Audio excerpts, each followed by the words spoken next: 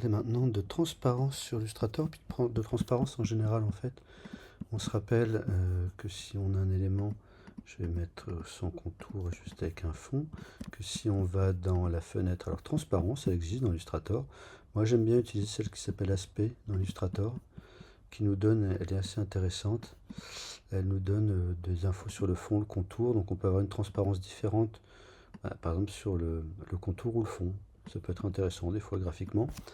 Et donc en fait ici on peut bouger notre transparence et donc on se rappelle que là ça a l'air juste plus clair, mais on se rappelle bien que si derrière ça je mets un bloc jaune, et ben voilà, je vois à travers celui-ci. Ok, donc c'est juste se rappeler comment ça marche. Et tant que j'y suis, donc ça on aura la même problématique dans Illustrator, dans InDesign, en Photoshop. Et j'en profite pour nous parler un petit peu de ces choses qui sont ici, qu'on va retrouver dans les trois logiciels, qui sont des modes d'incrustation d'images dans les images. Et si je me obscurcis, il se passe autre chose. Si je me produis, il se passe ça. Si je mets densité couleur plus, ça bouge pas beaucoup. Éclaircir, il se passe autre chose. Incrustation, il se passe encore autre chose. Voilà. Donc ça, c'est des choses qu'on va prendre l'habitude d'utiliser. Et vous verrez que moi, je vous ferai souvent utiliser produit, parce qu'il est assez magique pour incruster une image dans une autre. Voilà. Voilà, c'était juste un tout petit débrief sur la transparence.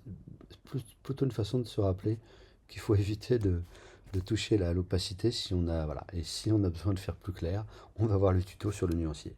À très bientôt, salut tout le monde.